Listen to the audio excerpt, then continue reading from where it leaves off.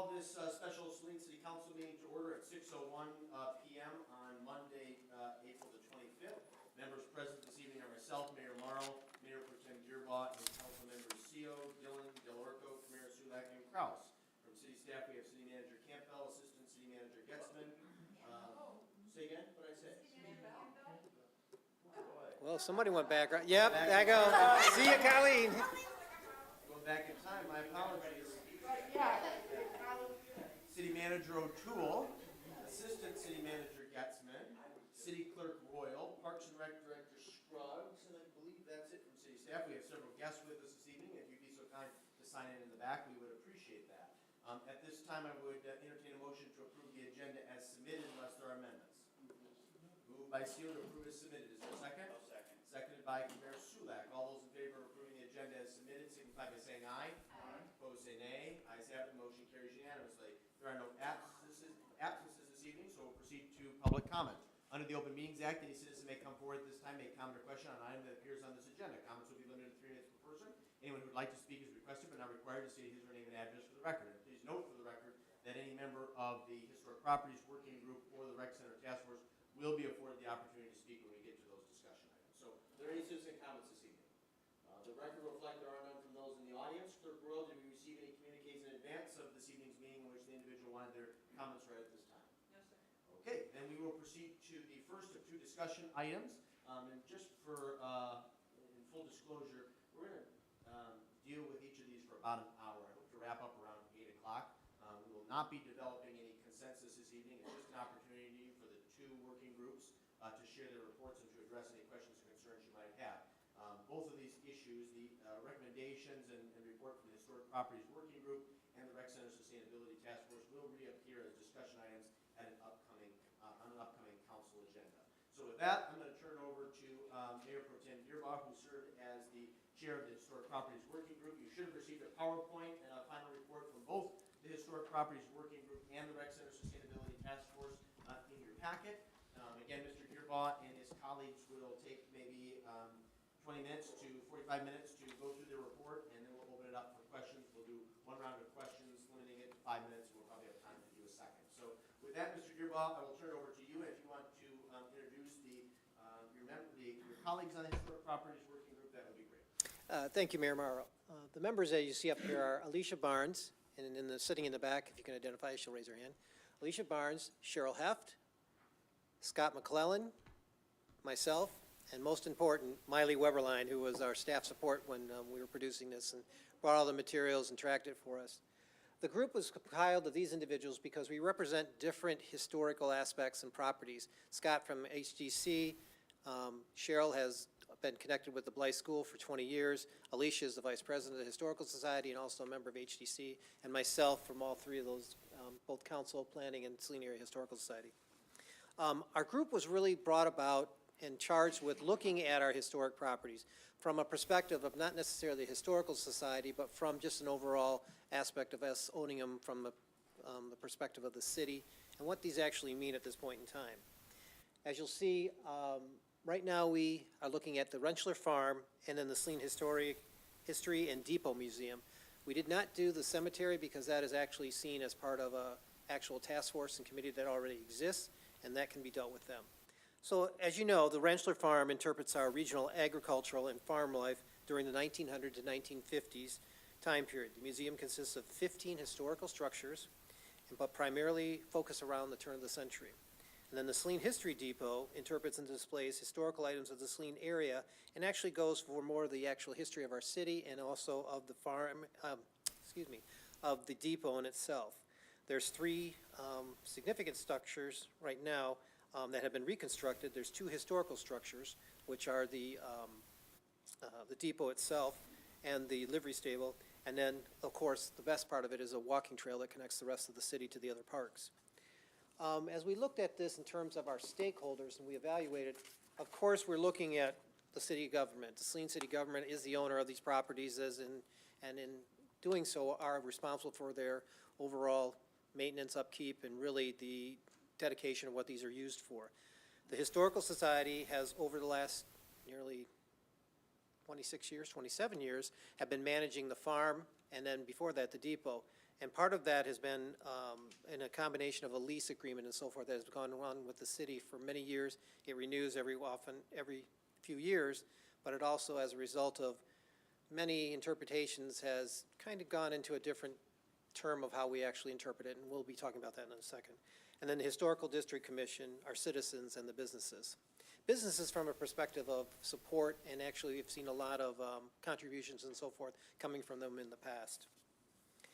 Now, just to get an idea of the Rentschler Farm, it is a large set of structures, a number of structures. And so as you get looking at it from an aerial point of perspective, you know, we have the original, and actually I think this works. Nope, this is just a marker. I thought it was a pen. We don't have a pointer. Actually, go back to the other slide, Ben. Thanks. As you know, we have the biggest buildings on the farm right now, of course, are our farms to the far left, and then the farmhouse in the lower corner, and then we have a number of other sheds and things. Most of those buildings right now have had some work done on them or had newer roofs on them. The only original roof that is still on a building, I believe, are the metal ones, which are like number 3, 15, 4, and those in the back, and then the house. There was a new roof put on the back portion, which is the wood shed, because there was a windstorm a few years ago and that was damaged, and so we were able, through insurance, to repair that. Also, we had the roof repaired on the big barn because of insurance claim against a windstorm, and also on that number 8, which is a salvage barn. The last one that we put a roof on, which was number 12, and that one now has a metal roof on it. So one of the biggest problems that we run into are roofs. So as you look at this, oh, got it. So this roof was one of the ones that were failing, but now we have an issue with potentially this roof. This side was repaired. This one may need to be replaced in the next few years. But as you look, this is a very large property, including, we don't show all of the additional open field that's over here, but really the one lacking thing on here is that this is the only place where we can park. So right now, this is really kind of dedicated, but really the line for demarcation in terms of our property line is very small. The rest of this belongs to the shopping center, so it's only this piece here. And as you'll notice, there's a number of buildings that have been brought onto this property. The only building that's really modern is this one here, and that's the gazebo. That's actually mobile, but it's been made permanent now at this point. And then our garden that we have here. Next slide. If you look at the Celine and History Depot Museum, of course, we've got a number of items there that have been added over the years and also could provide for additional opportunities. So right now we have the actual depot in itself, which is here. We have the livery barn, the windmill, the velocipede shed, and an outhouse right here. And then at one point, there is right over in this area was the original water tower for the facility. And the other part that we're often looking at and haven't done anything with at this point is this open space.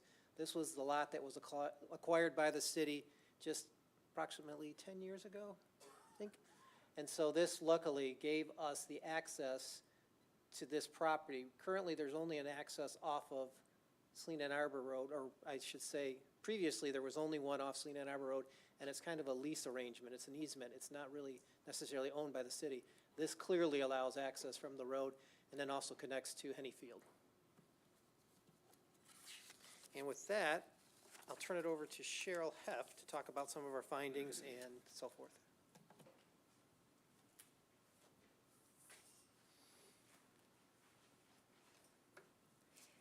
I'm going to use this opportunity to say that my experience with the committee was completely different because they're dealing with these two properties and mine's all Weber Bliss. So coming into this, I learned a whole lot because they educated me as I'm sure I did them. And the comparison of the school and the city and the comparison of the types of property. The first thing I'll say is I'm glad I only have one building to deal with in comparison to what you have. And I think that's probably the biggest conclusion that I can come up with from our experiences. But our findings. There's more than adequate facilities for these events. There's a variety of facilities, large and small, some of them finished, some of them not finished, and there's an opportunity to expand and use them. Funding is needed, and to provide sufficient recurring funding will be needed if the facilities are to be used on a regular basis. As with anything, we need human resources to keep this going, and volunteers are a major concern that was voiced by all of the members of the committee. Community support and involvement, of course, is there. Sometimes, though, when you need a particular body or you need a particular thing, it's hard to come by. But there is definite support, and people talk about the pride they have in the Rentschler Farm and the depot. Developing partnerships, I think, is a big future event that they want to develop more of, and stronger ones. And retaining all that they have and the knowledge and succession planning so that the future includes some definite steps for the future. Their strengths are the fact that we all know where these facilities are. They've been there for years, and people in this community know. They're in locations that are visible, and they're in locations that people will come to. They're a community gathering place. They have excellent educational opportunities for kids and for adults in order to go to. And needless to say, Celine history is involved in both of them in a very different way than the school. The experiences that they can provide are unending, from riding the trail to going to the farm and seeing the animals. They have a lot of artifacts, and that history is preserved in those, and that's a very strong component. And as a result, they can showcase that expertise in a variety of experiences that they could provide. However, in order to maintain all that, they need to do some annual inspections and schedule maintenance and funding. And with the number of buildings that you have on the Rentschler Farm in particular, and then even to the depot, you're talking major wood construction, expertise in that type of building, and that's required. Adopt a facility study report, clarify the roles so that city staff and the Historic Society know what each role particularly is. Involve park and recreation and maybe community education. There are strong component to maintain our programs at Weber Bliss, and I'm sure there's an opportunity there, as there would be with Park and Rec. And Park and Rec may be something, like concerts or the opportunities that they have. Secure more sponsorships, the partnerships that I talked about, and then update the operating lease with the Historic Society. If I can touch on that one, the operating lease, before we go into the city project, there are some things in there that were required of the lease that never were actually accomplished, like a welcoming center and all those. Even though it shows as our opening as you come into town, there are some of those things that, although they were attempted to be something that they desired, I think it's really going back in to determine what we want to do at it. There's also some clarification of who's really responsible for maintenance and repairs and those type of things that really need to be ironed out. A lot right now, we're benefiting from a number of skilled laborers of individual members from the Historical Society, but again, those members and those skills are starting to fade as members depart and whatever else occurs, that we really need to be able to manage that type of situation. So that's one thing I wanted to mention on that. And then the other, the Adopt Facility Study Report. We now have two reports. We have one that was done in 2016 that reviewed all of the barn buildings and so forth, and then one that was just done recently, which reviewed both the farmhouse and then also the depot. So there's a lot of recommendations, everything, and that's what really is going to build the next part on the next slides upon. If we go to the next one, operating budget. Currently, the city operating budget, just for the farmhouse and the depot, not taking into any consideration of what the Historical Society provides or does in terms of volunteer labor or donations or whatever they do, approximately $6,700 to about $7,000, depending if there's something that's done as a repair or whatever, has been used to maintain the farm. We do have some outliers where we may have repaired something that was significant, but generally these are the expenses, electricity to keep it, insurance, some rent for the railroad, and then recently we were able to do away with the phone lines and everything by going to the VoIP that's consistent with our other offices in here, City Hall and the rest of our city buildings by eliminating the frontier expense and adopting into that. We've been able to do Wi-Fi and those kind of connections at both the depot and at the farm, utilizing the 123, I believe, from our water towers. Looking at this is just looking at the depot repairs, which came from the report that was completed last year in the assessment of all the city buildings, and one was the depot.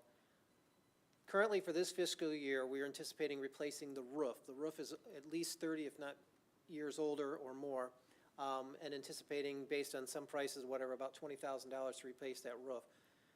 If that happens this year, then we have some other expenditures that were recommended in terms of just meeting some activities and things that, of course, need to be maintained at the building. There's concerns about the deck. Although it's structurally sound, it's really wearing out. It hasn't been repaired completely since it was built probably 30 years ago. The other aspects, and if we were to replace that or to do something differently, they're estimating $54,000. Other repairs include redoing some of the brick paving. They mentioned the windows. It's just kind of redoing some of the work on the windows and things. As you'll know, like underneath the building, it's pretty well open. It's a crawl space. Animals and everything are underneath there all the time. Raccoons. We often have mice or we have squirrels and that type of thing. So, and then as you go forward, there's things about exterior painting. So just general expenditures that you would anticipate that we would need to, build in our budget. Now the farmhouse repairs, consistent with similar type of situation, we're aware that the furnace in the farmhouse is almost 70 years old. It originally was put in 1948, but was modified in the 70s to take in a gas burner. It's still working. It's been inspected every year, and except we do not have air conditioning in that building, which is a concern in terms of preserving the artifacts and preserving part of the interior structure. Some of these recommendations, like next year, we do need to paint the house. The house is in desperate need of painting. This is just an estimate for the house. We have had some bids approximately trying to do the barn and the house around $40,000. We're hoping that we could do some of those matches with the Historical Society in order to reserve or relieve the city from those entire expenditures. So that's helpful in one of the ways we talk about sponsorships. And so as you start going through there, of course, then there's the idea that the house would require a new roof probably about 10 years from now. Luckily, right now, it's asbestos. It has its good and bad parts. To remove it, of course, we'd have to be abated, but it's really one of those roofs that lasts 100 years, and it's getting to be about that. That will probably be about 100 years when that roof was done. Next slide. And then these are going to be some recommendations on things that we potentially could do with the other buildings, or in terms of using the properties differently. Alicia?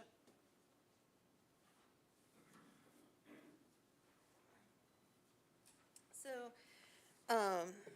the committee recognizes that these buildings are frankly underutilized.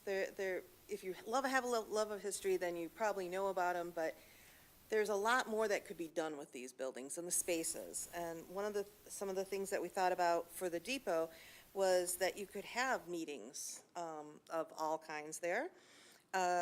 Also non-historical society group rentals.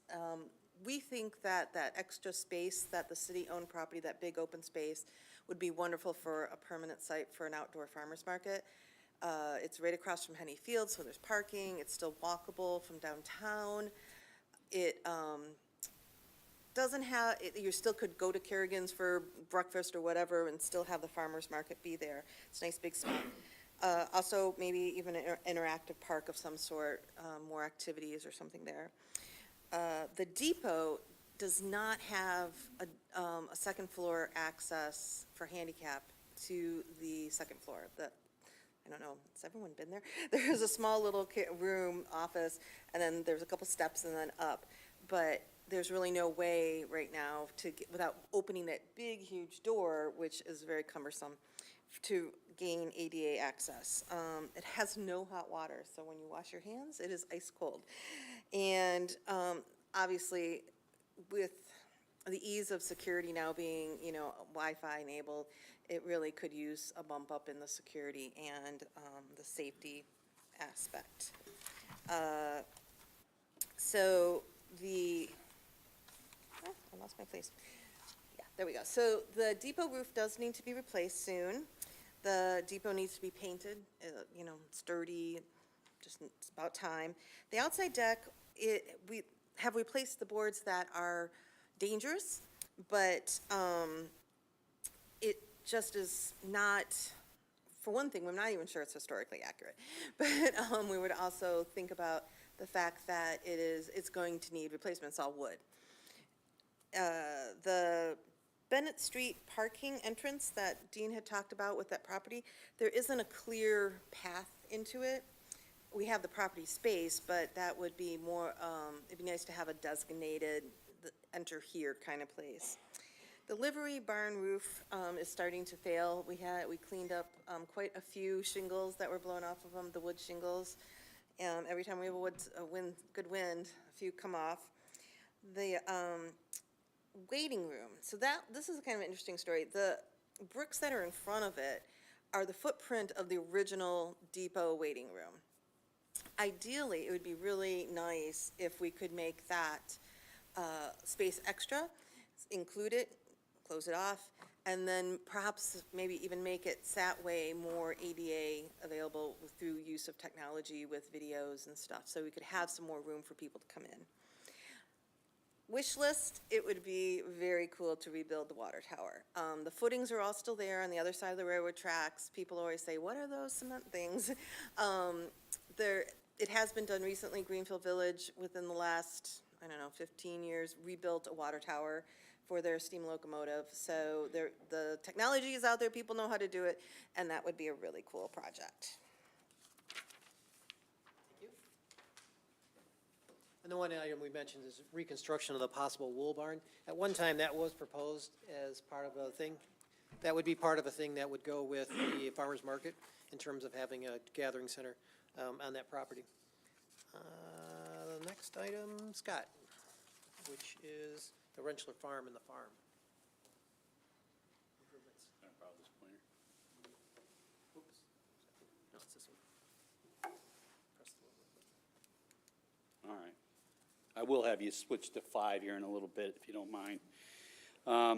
So we have a list here of what we could be using the farm for in the future. So obviously, city and commission meetings would probably take place in the house more than anywhere else. Large gatherings like weddings and reunions. Could you flip to 5 for me, please? Slide 5. I don't have numbers. Third slide or something like that from the beginning, where it shows the layout of the. Right there. Thank you. So the city would probably utilize the house more than anything else. For large gatherings, you could use the one of 2 barns probably, for like weddings or book club, or a music series, which would fit beautifully in here in the middle of the barn. We could also partnership with, Future Farmers of America or Boy Scout, Girl Scout, or 4-H gatherings. The thing is that, if I could, I won't skip to the slide, but farm needs to make this thing happen would be obviously implement the 2016 conditions assessment report that was given earlier. Expanded utilities, because it has very limited utilities. The farther you get away from the main house, the worse it gets, especially the wiring that's pretty ancient. And obviously, if you're going to put more people out there, Wi-Fi, because the Wi-Fi is very limited. I think it's in the house only, if I'm not mistaken. Currently, it's in the house. Yeah, just the house only. So if you're going to expand it, it's going to need to be in a few of the barns as well.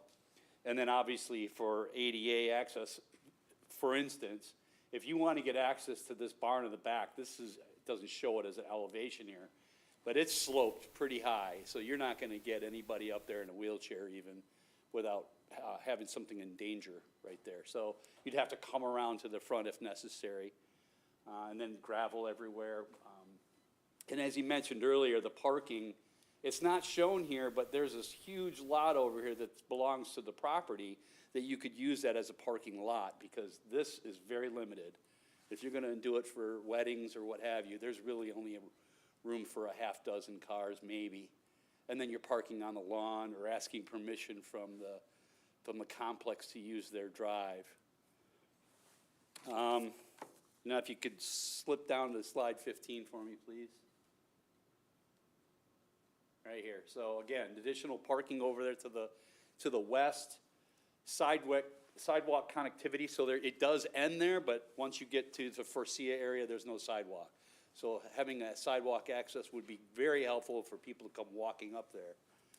Picnic tables for public use. So if you're outside, if you've been to the museum or the Rensselaer Farm, there's plenty of room for picnic tables out there for people to use publicly. There are not very many bathroom facilities there at all. So again, if you're going to expand, you're going to need to do something with bathroom facilities, male and female. And then something for catering. I think if I can go back to slide, don't go back there, but if you guys have a copy of it, slide, do you guys have a copy of this? So if you're going to page 5, there's that number 1, where it says number 1, which is like a gift shop. Oh, okay, go, the gift shop up here would be a really nice one as a recommendation for that. I mean, you're converting over a gift shop, but it has a lot of the things you could use for some of these facilities. It's small, but it's doable to convert that over to like a small kitchen so that you could have catering on site. You got to have some kind of facilities for washing and taking care of dishes and things like that. So that would be a perfect one. That was just a recommendation. Doesn't mean you have to stick to that, but that's what we would think. And finally, Michigan Avenue access. So there is no access other than from the west side like we showed. But if you put that access to where that parking lot may be on the far west side, that would be perfect. The current drive is also often, it's too narrow and it's kind of built into the hillside and doesn't work well in terms of safety. So one of the ideas would be if you moved it, then you could have access to go in and out at the side of the pasture. So just kind of an overall, when we looked at this, you know, some of the ideas and next steps that we want to talk about are developing synergy with the scheduling of regular strategic meetings between the city, the HDC, and Historical Society members. There's a lot of ideas that are out there, but we need to gather those people all together to see what to do. And one of the things that no one really realizes is that the Rensselaer Farm really isn't in a historic district. It's on the National Registry, but it is not protected from any potential development or destruction or whatever. So in order to turn it into more of a potential grant-enabled facility, you would have to go that route potentially to get more funds to be able to support it. Of course, that means putting it in another district and a whole other set of standards that are associated with that. And the other part of it is we really do need to understand what the public wants to see and how they want to use this. You know, there's individuals that feel it's great, it's just a farm right now, and we want to preserve it to just be that as a small museum and that type of thing. But if we want it to continue to be able to sort of pay for itself or evolve into something more of a community type asset, then it's involving a lot of significant investment in terms of money. I mean, there are no, as we've said, there are no bathroom facilities beyond the one small one that's there. If you were to have catering or any of that type of thing, or have big events, you need to have those facilities put in place. Water and sewer, just in the house and that type of thing. And then, of course, like everything else we're trying to do for the city is exploring sponsorships and funding and grant funding. So there's a lot of things right now that we're currently doing for what it is. I think it's okay. But going forward, there's just a lot of ifs and questions about staff support in terms of the Historical Society being able to maintain it, volunteerism, what's been built upon over the years. People have turned over in the city and aren't necessarily embedded into the history of our town. And so trying to convince them that this is one of the things that they want to be part of is trying to make sure that happens. We are now, after 2 years of COVID, starting to try and rebuild memberships and so forth. And this is me speaking from the Historical Society. But again, that's one of those things that every one of the events, like every other opportunity or organization that presents these type of cultural events, are still fighting against those changes. And so if there's any questions, please feel free and let us know. Very good. Dean, thank you. Scott, Cheryl, Alicia, Miley, before we open up for questions, is there anything you'd like to add? No? Excellent. Okay. Very good. Well, let's entertain a round of questions for the group. I'm going to start with Councilmember Kraus and work my way left and end with Councilmember Kamara-Subak. So, Dawn, if you'd like, you have 5 minutes. Questions for Dean or any of his colleagues on the Historic Properties Working Group. I don't know if I have questions. This is really good information. Just a couple thoughts.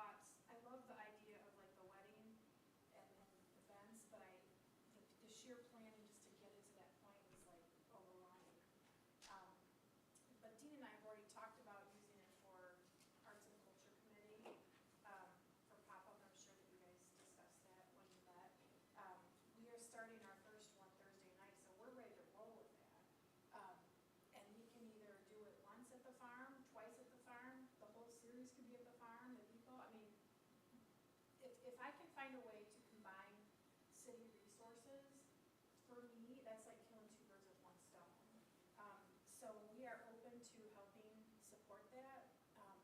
And I've got quite a few musicians lined up.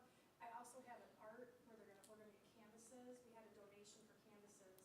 Actually, my mother's buying them, but anyway, so we were gonna have like an artist, do live art too. So where do you put that? The barn where we did the Christmas thing?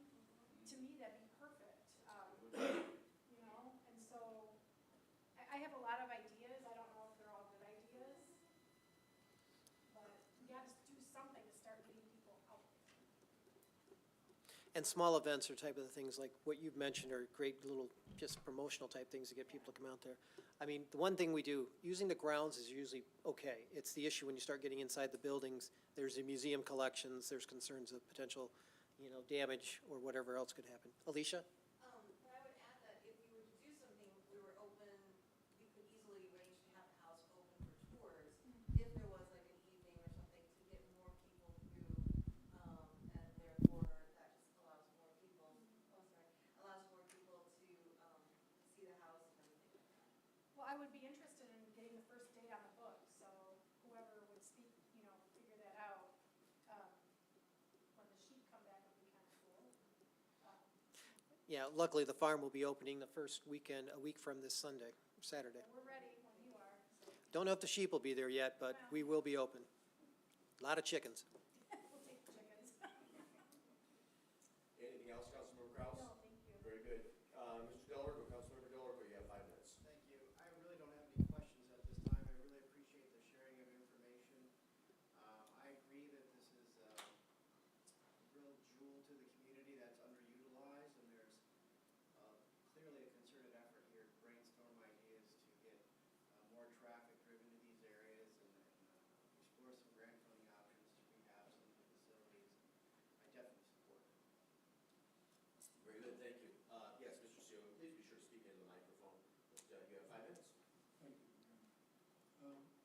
Dean, if your committee or any of you people talk to the Cobblestone Farm? No, that's one of the things when we talked about reaching out, because it is trying to get some more expertise to come in and get ideas. As you know, like a couple of the individuals, we actually spoke with somebody from Indiana that had stopped by the farm when we were actually last year during the garage sale. They have a situation where they're doing a similar type of farm, but they have like 200 acres in which they grow crops and everything that helps support the environment. And then they also have a manager and all these things in place. A lot of these things are great to do. It again gets back to staff resources. Like Cobblestone Farm, I know has a rec coordinator or whatever. And we could potentially do some of these smaller events, because we've even talked about it at the Historical Society. But again, it gets back to the logistics of it and doing, paying somebody to maybe coordinate that type of thing and getting the revenue to generate, to support that type of event. Right, some of the things you've talked about, like more toilet facilities, place to do catering and so on. I know as part of the Celine Lindenberg group, we took German visitors when they were here one year. We thought, they like to see what Americana is like. So we took them up there to the barn. We had a square dance caller, came and did a square dance, and then we did a big barbecue, where we hired one of the local barbecue restaurants to come in and cater a barbecue dinner with collard greens and, baked ham and all, the typical American dinner with pie, apple pies and cherry pies and so on. And it worked out really well. I thought, we had a ball. And it's too bad, we couldn't get our facility up to that kind of a level to do that kind of event. Yeah, and I think what you've mentioned are some of the things that we actually experienced, unfortunately, a couple of memorial services where that actually played out really well for that. And we talked about doing those, once COVID was over, that those are the type of events where you really don't necessarily need a full-blown catering facility. You could do small events that maybe are like 25, 30 people. And in the exhibit barn during warmer seasons, none of the buildings are weatherized in terms of anything past October. But no, those are good ideas, and those are things that we want to investigate further. Nothing else, Mr. Seal? Thank you. Mayor Pro Tem Dearborn, this is excellent work, so thank you and the members of the working group. Just a couple things. So to confirm, the Depot campus is included in the North Ann Arbor Street Historic District, is that correct? Correct. The depot itself is, I'm not sure about the new lot that has never been adopted into that, but whatever was the original depot property would be part of that, because, And you and I had talked previously about potentially incorporating the Rentschler Farm parcel into a historic district. Has that been discussed to date by the HDC? I don't believe so. It's been a while. Scott could answer that because it's chair. I would definitely support pursuing that. And perhaps this is a question for Mrs. Heff, but if we're talking about long-term preservation of our historic assets and ensuring that there's some level of accountability and scrutiny and protection, has there been any thought to including the Weber Bliss campus in the historic district? What was the last part of your question, sorry? So, Dean mentioned, of course, it's a recommendation to consider adding the Rentschler Farm into a historic district. Has there been any conversation about adding the Weber Bliss campus into a historic district? No. I don't think it's possible because we moved it. It would still be possible, is it? I believe so. I thought that eliminated. Not necessarily. Yeah. It would be some work to do. No matter where it is, you can do it. Most of the ones that we've talked about are East Henry. That's the latest ones that we've looked at, but not individual properties like the Rentschler Farm or the one-room schoolhouse. I mean, the But we depot. could. Yeah, the Not depot like- is unique that when it was identified, because we had no other historic districts, of course, there always that issue of continuation, but because they're unique properties, you probably could do it. I don't know about being on a city, on the school's property, mixing with state and local government might make some, but I think it can be done. I just think those are conversations that ought to be had at the HDC level and in the instance of Weber Bliss with the Saline Area Schools Historic Preservation Foundation. And then this might be a question for Alicia, and maybe you don't have this data for me, but I think rebuilding a water tower at the Depot Museum would be a fabulous addition to that campus and facility. Any idea what an initiative like that would run? I was still at Greenfield Village when that was being built, so it was in the hundreds. It was probably, I'm guessing, at least 100,000 at the time, and that was probably 10 years ago. But I do still have some people who work there, who know about it, and I can always get them out and just kind of see what they think. There were plans to actually rebuild it. Someone had proposed to do it. Just the circumstances didn't work out at that time. So that was a goal of trying to raise funds and also do it. I don't know where those plans are currently, but at one time, they were reviewed by the Historical District maybe 20 years ago when I was on that initially. Very good. That is all I had. Thank you again for your efforts. Councilmember Dillon, you have 5 minutes. Thank you. Thank you very much for all this information. I think it's really easy to lose sight of how many pieces are on the Rentschler property. You just sort of see it kind of going by. There's all those little nooks and crannies when you actually get onto the campus of it. So as to the Rentschler property, a few years ago, they tried to have the farmers market out there. And I think one of the biggest hurdles they had was the uneven terrain of it. And I don't know if that's something that could be addressed in the short term to make it a little bit more conducive to people going out there, to hosting even smaller events. As Mr. McClellan mentioned, yeah, that hill to get up to that barn, like where Celine area players would do their little play, is nearly impossible to traverse if you have any kind of mobility issues. And I think one of the failures of the farmers market was they just couldn't get the population to show up there on it was a weeknight, whatever, and it just wasn't conducive at that time. We do try to hold the yard sale there, and for the most part, it's fairly level, but you're right. For wheelchairs and other things to navigate that can be a difficult thing, and it is all gravel. So there's spots where it's more level than others, and whenever there's a rain, it does do its typical washout. So it's whether you want to change the look of it to be more, as you state, probably a better surface and those type of things will change the look of the farm. So we'll have to consider those things. Right, and I don't know if there's some sort of compromise between, dirt and then asphalt, something in between to sort of keep the character of it, but make it a little bit more of an even surface that's easier to navigate. The other thing about the Rensler Farm is, has there been any opportunity to seek, I know right now Saline Area Schools brings kids out there. Have we looked at other school districts? Like, you know, is there any interest from like IPSI or Ann Arbor to bring their kids over here and just sort of look at it from beyond our borders? And I agree, and I think that's part of the thing, is trying to make it more attainable by other groups. Because of COVID, everything shut down, so we haven't been doing it. Fortunately, we're starting in this fall, I believe, that we're gonna have the schools start participating again at the farm. Usually, we used to do it during May, but they've changed their schedule too, and trying to incorporate. That's why we talked about with Parks and Rec, and other curriculums, like community ed, that would be able to bring in other types of groups and things. I mean, right now, we understand there's a potential something being done by community ed to have people actually come to the farm that we weren't aware of, so it's kind of a new thing. But yes, those are the types of opportunities, and especially trying to involve most of the student groups, like Boy Scouts, Girl Scouts, FFA, FHA, all of those, because we believe those are the ones that will, you know, find the most benefit out of the educational aspect of it. It is also a volunteer staffing issue with, sorry. It is also, it's hard to get, like when all the school groups come, it's 3 weeks of every single day. And currently our volunteer base is elderly and not getting younger.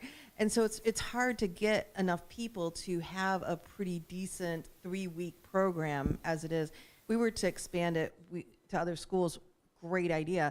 I just don't know that the Historical Society currently has enough members to do that. Hopefully, but that's part of our plan as the society to grow and get more volunteers who can do things.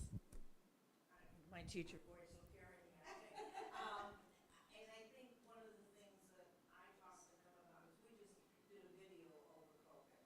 Because unlike you, we're losing the people who went to one of the schools. Because there's only a limited population that did that. You're not losing farmers as fast. You're not losing people with history with the trains as fast, okay? So I think there's some probability, and Dean and I talked about with like videos and that type of thing, but you're gonna have to explore that, and that's another expensive endeavor in order to go that route, rather than having actual people. But we did our video for the sole reason that that population who went to one of school is not gonna be there. And what you mentioned is one of the reasons to bring back up the lease. It's trying to identify how else can we manage and handle this.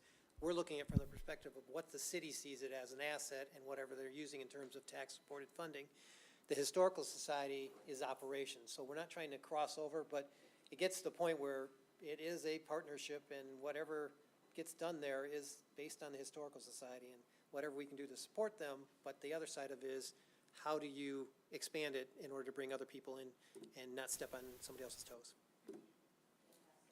I guess I'll just end with, I just view that, you know, at this point, the city needs to make a clear financial and staffing commitment to these places, or this is not going to be able to happen.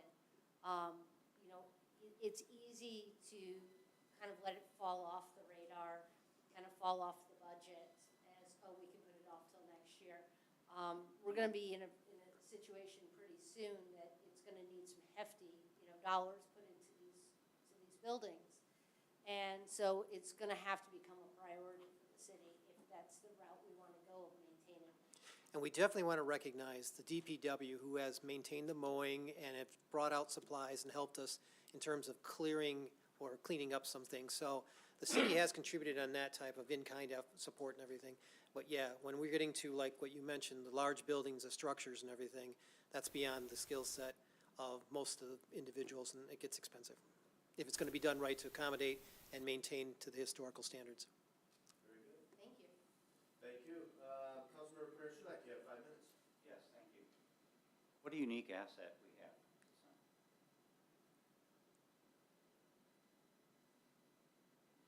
Can you hear me now? Yep. All right. It is such a unique asset that we have here in Celine, and it looks like another project and improvements that we have to really look at funding ASAP so it doesn't deteriorate further. I have a couple thoughts, and I don't know how much this has been kicked around, but when you mentioned sponsors, like local contractors to help defray or give them Kind of like what we do at the rec center. advertising? Okay. Advertising would be odd, but you might put their name on something, or at least we recognize them through some kind of sponsorship of that type of thing. Or they could use it in their own advertising, a picture of what they've done at the farm or that type of thing. I see that as being one of the beneficial ways of actually supporting it, because we do get individuals that really want to be part of it. It's just, we'd like to see the dollars in terms of the support versus, some of the other things that could be done.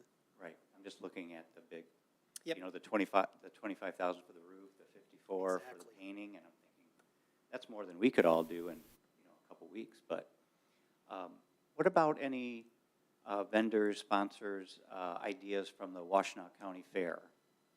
We do work with the fair, and then actually we participate out there, and we're trying to build a bigger relationship with them, because that is the issue. They want to have us combined with them to support their operations, so there's this cross synergy that's starting to develop. Okay, well, that's good. And then, is there any kind of estimated cost for the conversion of the barn into a gathering, for No, we wedding? haven't even talked about that. I mean, even when you're looking at, we were talking even bathrooms in some facilities, just to put a bathroom in, likely in the six figures. And especially if you want to do something to accommodate a large group, both the men and women's, we're talking $250,000 or higher. Right, that's a big cost-benefit It's- analysis. Yeah. I can see the attraction to it. What is the capacity? Do we have an idea of how many people can fit in that barn and in the depot for events? I can't tell you right now, but we probably, That open space that's in the middle of the barn. Probably hold a good 50 people, probably. I think we probably have between 50 and 75. When they're Yeah. performing, when they do the annual senior players will be in there, they'll have probably about 20 in the group, and then depending on what's there, around the 50 or so. But depending on how it's laid out, it could be laid out differently too.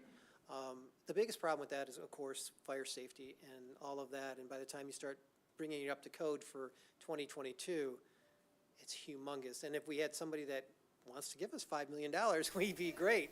It's kind of like the foundation, even the schools have their foundation to support it. But I think there are some minor things we could do it to make it more beneficial. So you could hold a wedding out in the gardens, or you could hold it in the exhibit barn for a small wedding of 30 or 40 people. And that would be something that I think the community would like, because right now, venues are so expensive that if we could provide something that's kind of affordable and yet reasonable for people to use, this would be another attribute for the community.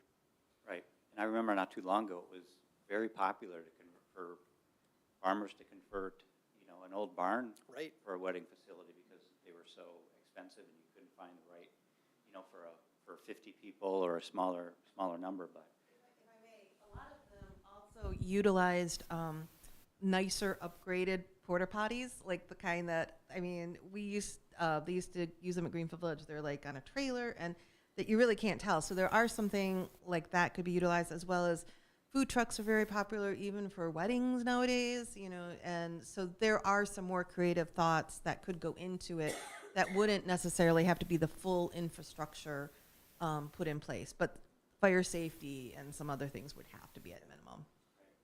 I can't imagine what those costs are now versus, a few years ago. But moving on, I think this is such a gem that there's a lot going on, and I support this. This is something that makes Celine makes us unique. I'm saddened to hear that volunteers are decreasing at the same time while our costs are increasing out of control. But this is really good information all put together, so thank you, everyone. Thank you for your commitment. That's all I have. And I appreciate it. The reason for this, really, from my perspective, was to give council an understanding of what it all is entailed. We have not, as a council, looked at everything we own or expressed and saw what we have. And the idea now is what we can do and take it forward. So again, I appreciate all your time for this. Thank you for my members that participated in the group, especially Miley, in looking into this information and pulling together all the documents. There's a lot of paperwork that goes back in terms of leases and everything else that we will be investigating going forward, and look forward to working with staff going forward on this. So, Very good. thank you. Oh, we have a couple more minutes, so Councilmember Kraus, anything further? No? No? Mr. Delarco? Mr. Sealer? Councilmember Dillon? No. Mr. Commissioner? Easy enough. Dean, thank you. Thank you. Committee members, thank you. You're welcome to stick around, but we will transition to the Rec Center Sustainability Task Force report in 2 minutes. We'll actually start a little bit early. Have some water.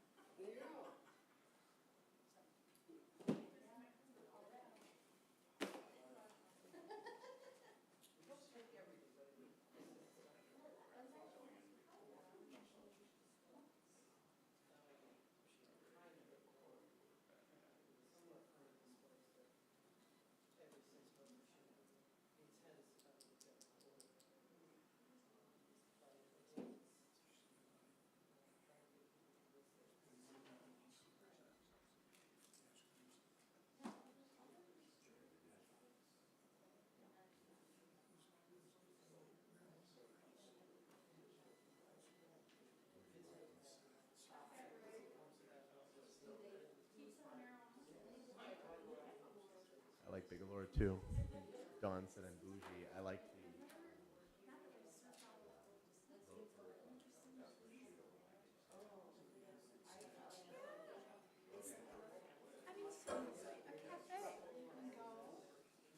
But that duck was sure used to get real crispy.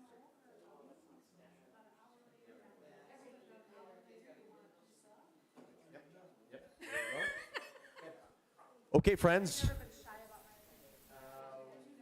We are going to kick off the second portion of our work meeting at 6:57 and transition now to the Rec Center Sustainability Task Force report. So let me provide just a little bit of context for this. As you'll recall, this group was commissioned, I think close to a year ago now, by City Council. And we have been meeting, I've actually served as the chair, we've been meeting in earnest since that time, approximately every other week.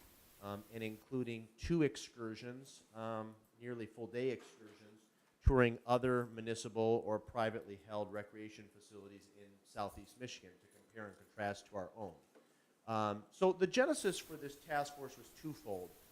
First, in 2019 and in early, January of 2020, we had developed some success around visioning for the rec center's future. We had done a community survey in, I think, 3 separate town halls.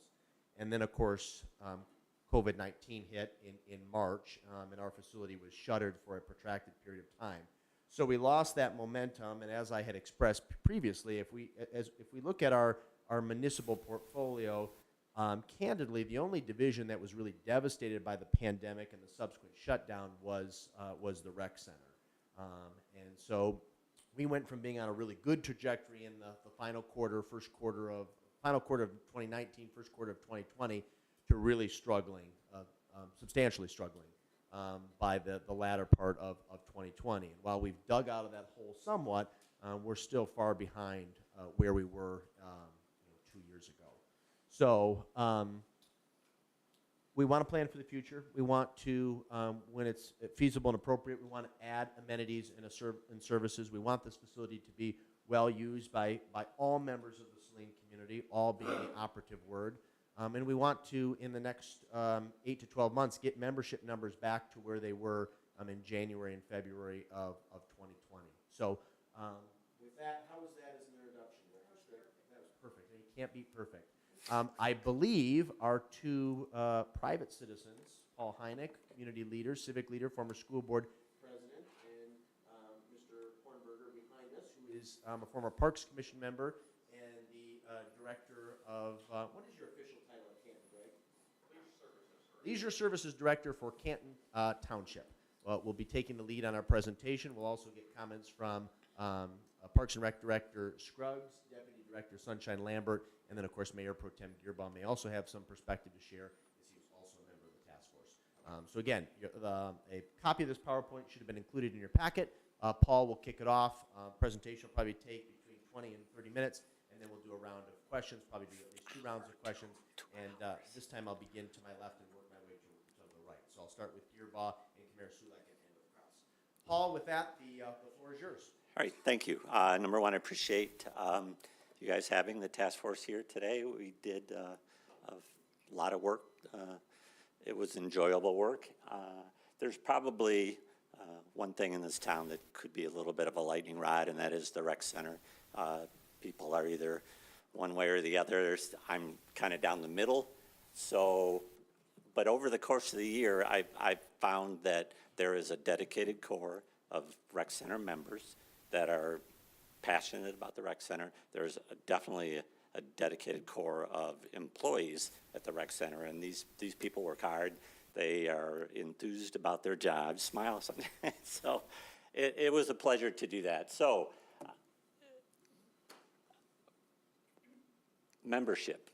And I'm going to go to the bottom one first. Membership and program revenue can conceivably sustain the current rec center model, but any expansion will need new funding sources. That should come as no surprise to anyone.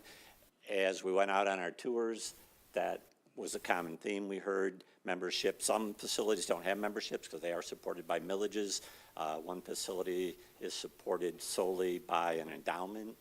So it was kind of across the board, but we all know that membership is not going to take us into the future alone. So we did lose a lot of membership because of COVID shutting down. I think people, as no matter where they go, they're a little afraid, not afraid. It's all a very personal decision. And we think that from a wellness perspective, kind of collecting all this together in what we're going to call a community center down the road, hopefully could come to light.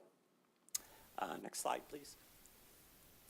So last year, we started a capital campaign, or I should say the rec center did. At our 30th anniversary of the rec center last June, we announced a capital campaign for the Aquatic Center.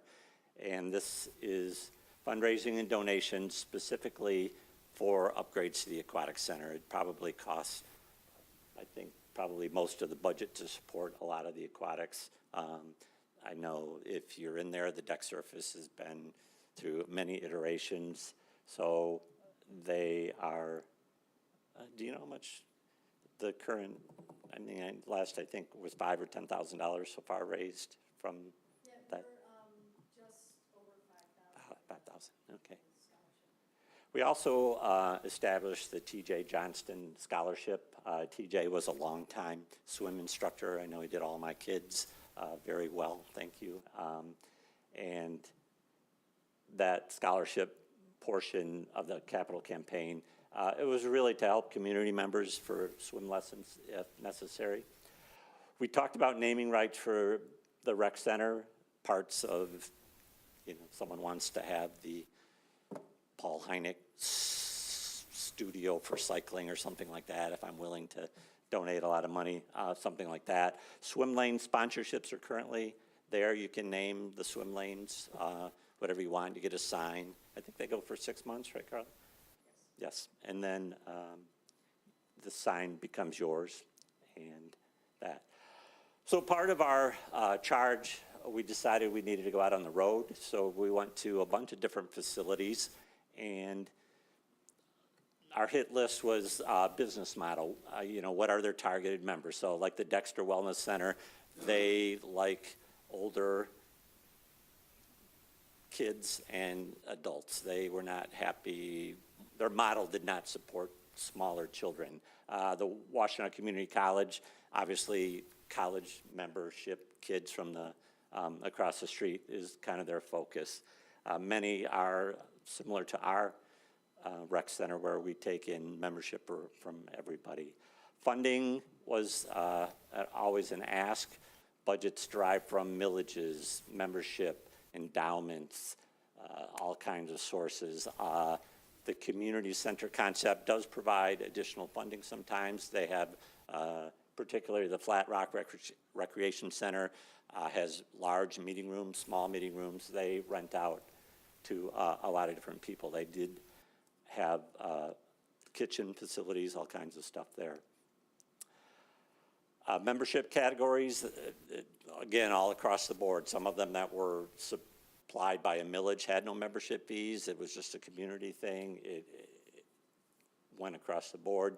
Most, you know, lease or buy equipment, how do you manage that? Future projects, the Sylvania, Ohio YMCA Jewish Community Center is in the midst of pretty much tearing down their whole thing and rebuilding the whole thing, mostly through donations. They were probably the oldest facility we saw, and they had, you know, a lot of issues that they were rebuilding. They didn't have a pool. That was one of the things their membership had, but they do have a very large campus that was with a lake and thing that was very nice. Next slide, please. That's you right there.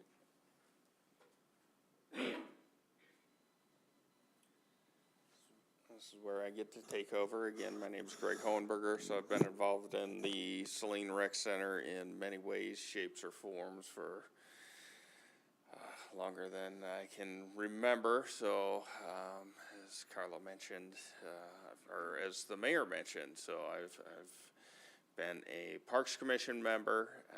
I was a lifeguard at the rec center in college, and my first job out of college was the pool director or pool supervisor. That was my first full-time job out of college, was working for Carla at the rec center, and I think I've been working for Carla ever since. So that's how I ended up on this commission there, and now I am going to be known as the spouse of the day camp director, or summer camp director at the Saline Rec Center. So I continue to be involved, and now my family's getting roped in as well. So the Saline Rec Center is certainly near and dear to my heart, and I'm involved in the world of parks and recreation as well. So I'm glad that I'm able to come back and lend a little bit of professional experience to my community as well, to hopefully help out and sustain the rec center as well. So one of the things that we did with the task force is look at what are the priorities and what is the community looking for in a potential expansion if we were to go down that road as the rec center, just based on things that we've heard over the years and our own experiences. If we were to kind of step back and say, what would we want if we wanted to start from scratch or add things on, knowing if obviously price were no obstacle here. An outdoor pool or splash pad would certainly generate a lot of buzz. A larger facility footprint, giving us additional gym space or a turf room, so that there would be more indoor practice space for an open area for soccer, baseball, softball. There's certainly a lot of youth sports in the area, giving those individuals an opportunity to play in the area. An indoor walking track, there is the small area around the gym that you can walk, but an elevated type of a track that would be away from the kids playing with the balls, smacking you or whatever as you're walking by, so that you could kind of have your own little, hopefully, oasis where you can just kind of relax and get away from it. A stretching space, more personal, an actual personal training studio there. I was also a personal trainer at the rec center for some time, so that would be another amenity that would be nice. More family changing rooms. This has certainly been an evolution in the parks and recreation world. Locker rooms as a whole have evolved over the years. You've seen it even at the Saline Rec Center, where all of the showers, when the rec center first opened, were all open showers. There were no dividers. Now all of the showers have dividers, and we're going to more private areas and family space in with the last renovation, with adding on to family locker rooms and family changing areas, so everyone has that space where there is privacy for those families to go in. But if you've ever been in the rec center during the transition time between swim lessons, that family changing locker room, those family locker rooms can become quite the battleground to get your space. So a little more space there would certainly be nice for those areas. Larger fitness rooms with some new equipment, free weight room, and cardio weight room, just opening those areas up. Right now there's certainly separation there. The free weights that are in there, I think we got those from the Flintstones and put those in there. They're certainly quite aged. They do their job, but it doesn't give you that modern facility feel when you're up there in that space.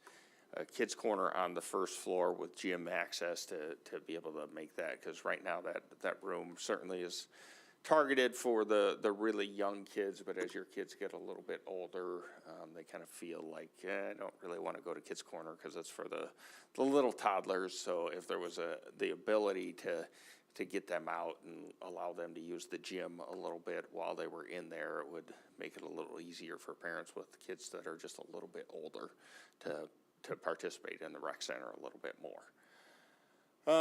Improving the locker rooms, so more private. So I kind of touched on some of those areas with the family locker rooms and the evolution of the locker room space as a whole. Aquatic Center updates, we talked about those a little bit as far as the pool deck goes earlier. A bigger slide, the rec center was built just before the transition happened with a lot of public rec centers, where we have our traditional rectangular pools in there. And now if you go to some of the more modern facilities, there's, you've got your rectangular lap swimming pool, but then you have odd-shaped pools that make it feel more like an aquatic center with play areas and spray features and those sorts of things. So those types of things with a slide and lazy river, saltwater pool with, getting rid of that chlorine smell, those types of things. In the lobby, more functional seating, eating space, making it feel like a more relaxed hangout space for parents and kids to come in and give it more of that community feel in there, instead of an industrial type of feel. And then more fitness classes, anything from hip hop, dance to boxing, everything, just constantly staying on top of the curve.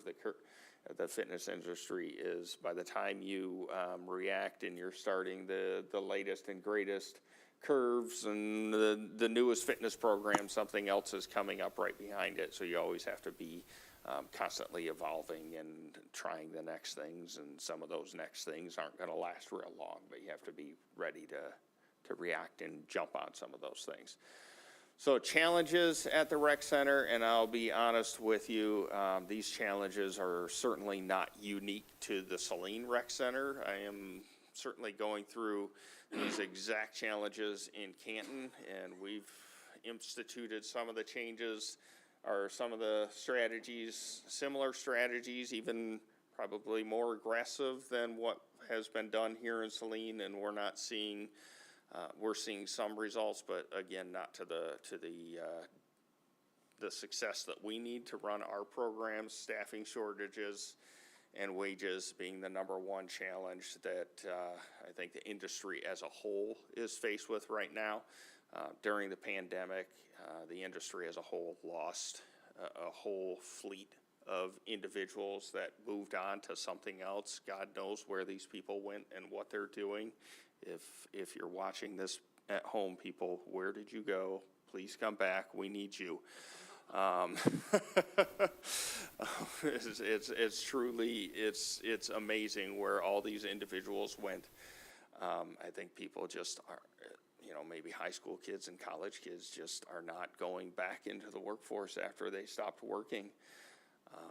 And I know that Celine did a slight wage increase. I know in Canton we did a much more aggressive wage increase. We are seeing some reaction to that. Our junior day camp counselors, we raised them up to $13 in Canton. Our lifeguards, we raised them up to $15 an hour. We still are 25 lifeguards short in Canton to being fully staffed. And we still do not have our pools open on Sundays. We still have shortened hours on Saturdays. We still close our pools an hour earlier every day of the week than the rest of our facilities, so we are still desperately short-staffed. Our Parks Department is giving out overtime like it's candy right now because we can't get people to work in our parks in Canton. So this is not unique to Celine, but we're paying our Parks Department $15 an hour. The only jobs that we're paying under $15 an hour are the jobs that we hire 16 and 17-year-olds. If it's an 18-year-old minimum to hire, we're paying $15 an hour, and we're still not getting flooded with applications right now. So I just don't know where everybody's at right now, but everyone has to be aggressive, and unfortunately it's the cost of doing business out there right now, and that's kind of the way of the world right now, and that goes right into the program and operations. Without the staff, you can't do the programs, you can't operate as normal. I know specifically at the rec center that's been a challenge as far as offering swim lessons, which is a major revenue driver for the rec center, and they have wait list upon wait list for their swim lessons and for their summer camps, but they don't have the staff to offer the programs that would generate the revenue. And it's the same way in Canton. We're facing the same challenges. We have over, I think, in Canton right now, we're counting the same people twice, because if you're on the same wait list for week 1, week 2, week 3, week 4, so you could potentially have the same kid counted 8 times what we have at my latest count. I had over 1,320 kids on our wait list for our summer camp program. That's just incredible to me that we could have that many kids on our summer camp wait list that we can't serve in Canton. And I'm sure that's a similar story here in Celine, and that kind of tugs at my heart of saying, like, we have kids that need services, and we should be able to provide those services, and we can't. And Parks and Recreation is where those kids go to have activities during the summer and to really have those experiences that help them shape. I was a Parks and Rec kid that helped develop me into who I am today, and that kind of it's hard to not be able to serve those kids, and I hate that. But I know that Carla and Sunshine are trying every day. I mean, they twisted my arm until I kicked my wife in the butt and said, "Get out there and apply. Get out." So my wife is now helping them out. So, and I'm glad to have her working this summer. That's awesome for me too. So it's great. That's how I got my kids into summer camp. So I couldn't get them in otherwise. So. We do have our weeks average between probably 25 to upwards to 40 per week with the wait list. So there's a lot of families. Some of them have, been seeking alternatives, but I've never seen a wait list like that before. Yeah. So it's hard, but it's just a big challenge. And then the overall operational hours, it's the pandemic forced all rec centers to reevaluate their hours, as just because of staffing, as well as just service hours, because of the regulations that were put into effect, both triple nationally. There were restrictions, then state-wise, and then each city, township, local area, or potentially county had their own restrictions based on operational standards and whatever those local restrictions were that caused different things on there. So then as you reopened, you didn't just go from 0 to 100, right? You brought it back up, 1, as you had staffing, and then 2, as there was demand for those hours. And those the demand is also there as you have the hours, so it's a slow build to get back to normal. So the Saline Rec Center is not fully back there yet either, and that's partially because of the demand, partially because of the staff. And what comes first, the chicken or the egg? I'm not quite sure on that one, but it's building, and the rec center is getting there, but it's going to take a little more time to get back to the full operations, to get the full membership and the full classes and those sorts of things on there. So I believe you are back up, sir, but you haven't seen the last of me yet, though. So the vision really is a community center. My employer, we had 26 million insureds across the country, basically Medicare and Medicaid people, and our mission is to make them healthy. And to do that, we spend a lot of time on the phone, getting them to go to appointments and things like that. So similar to how we do our work, this would potentially have a rec center, a physical therapist there, a senior center there, fifth corner kids. To coin a 70s word, the synergy of having everyone together makes a lot of sense. So quick win-win improvements that we've identified for the next 18 months. Replace the sinks and countertops, about $25,000. Lighting, finish, converting to LED. It's a project that's been started, about another $5,000 of that. Lobby furniture, $5,000 to $8,000, depending on whether you go with commercial grade or less grade of furniture, but there's pros and cons to both. Bathroom, locker room, cosmetic updates, about $5,000. There's a lot of churn with some rusty fixtures in there. Even the vents could use a little bit of upgrading.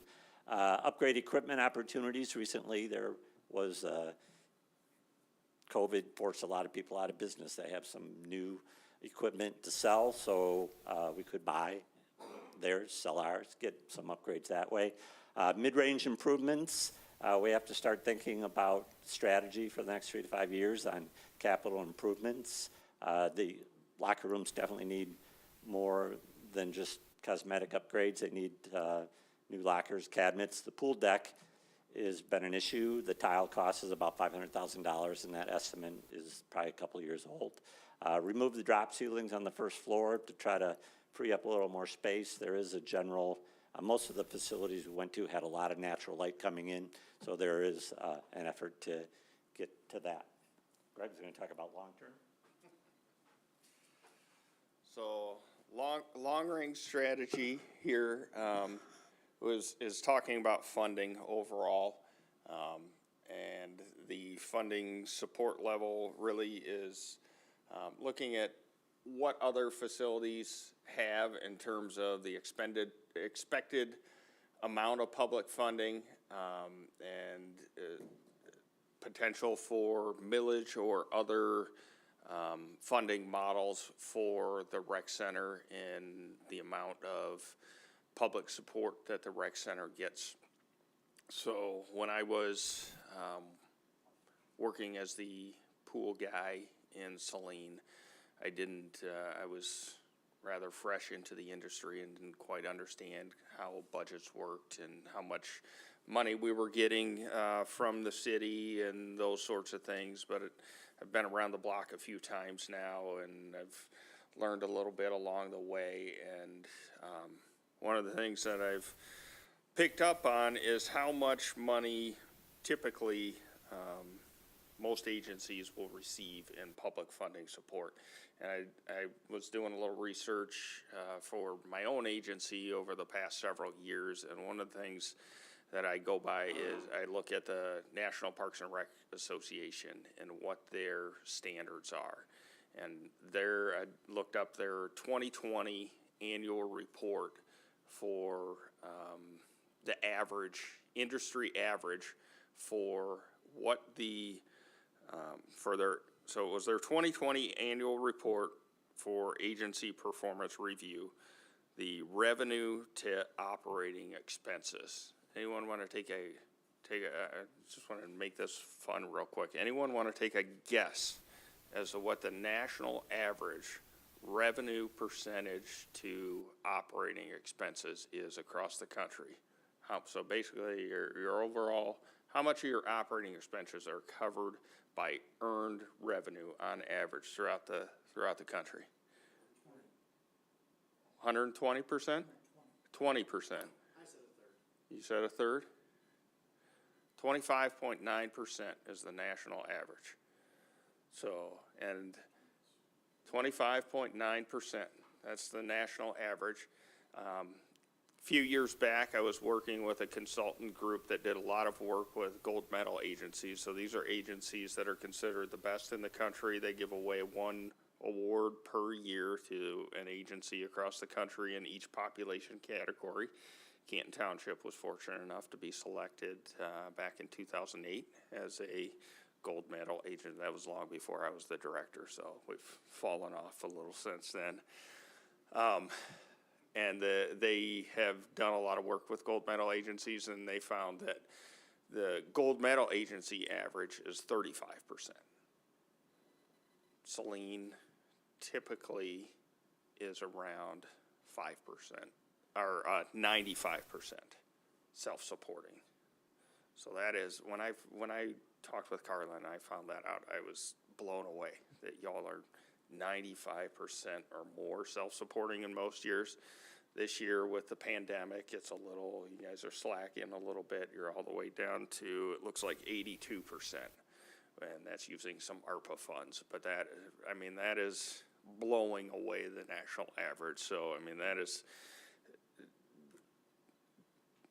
the staff needs to be congratulated for that phenomenal effort that they're doing. I don't know that you all recognize how fantastic that really is in this industry and how rare that is for what they're accomplishing out there. So the fact that they're able to do that is phenomenal. And I know that you all probably get beat up sometimes by some residents that say that we support the rec center too much and give them too much money and those sorts of things. And everyone's entitled to their opinion, but I think that is a great statistic that you can use to tell them that Celine is doing well better than most. Canton Township, I thought we were doing great. We're at 50%. So, and our budget is a hell of a lot bigger than yours. So we're spending a lot more general fund dollars on ours, and I hadn't talked to anybody that was beating us until I talked with Carla, and you guys are blowing us out of the water, so that's great. Feasibility study, so this is something that we talked about. We actually did this in Canton Township for our rec center, looking at working with an outside consultant to come in and basically take the work that we've done on this committee and taking it to the next level to work with not only the members on this committee, the city council, but also the public in terms of the users of the rec center, but also trying to engage with those folks that don't use the rec center to find out why don't you use the rec center, what would make you want to come use the rec center, and talk with other members like the senior center folks, the youth center folks, to talk about how could we make this a true community center, and then evaluate budget in terms of operational budget to come up with a projected budget. If we were to do a renovation, potential expansion of a footprint, what would this facility look like, and what would a projected operational budget look like? And then you would have kind of a projected capital cost and then a projected operational budget, and then they could really help focus in on what are the key things that you would want to do in this new facility based on all of your key stakeholder inputs, and they would really drive that process for you and work with you to develop what are the best things, not just because it sounds good and sounds fun to a handful of folks, but really based on some data-driven research from a lot of different standpoints, and also a business model because it financially makes sense. So that was something that we dove into a fair amount there. So I think that's it. Excellent. Director Scruggs, is there anything that you'd like to add? Would mind coming to the podium? Yes.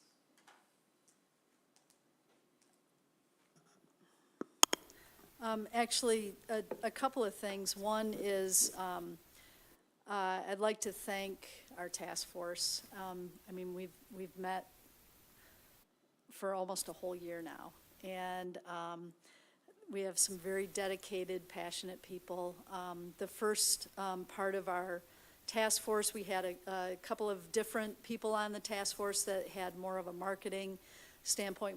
We grabbed Greg to come on, and Paul Heineck, just because of the community aspect, and obviously Greg with his, he's in our industry and a much larger community, but they go through the same things that we do. We're just on a little bit smaller level. But definitely this task force took the task seriously, tried to bring forth some recommendations. And I think just to drive the point, our recommendation right now is to go with a feasibility study. That would be our major takeaway from this presentation. I think, and Greg has provided quite a bit of information from what Canton Township did, and it makes sense. I think I'm speaking for the whole group, but that would be our first and major takeaway from this whole task force. you know, there's a lot of information. It was hard to kind of compile a year's worth of research and discussions into tonight, but I think these guys did a really good job of kind of bringing home all those different points. So a big thank you to, Dean Gearbaugh was very instrumental in this, as well as the mayor and everyone else. So, and Sunshine, of course, did quite a lot of legwork for us. So I do appreciate that. I think I don't really have anything else unless you have more specific questions or. Why don't you hang tight, because I'm sure there are some questions that will be best addressed by you. Deputy Parks and Rec Directors Lambert, do you have anything you'd like to add at this time? I think Carla summarized it well. Yeah, thank you. City Manager O'Toole is a member of the task force. Anything you'd like to add? No? Mayor Pro Tem Gearbaugh? I think just one of the things. Grab my mic if you don't mind.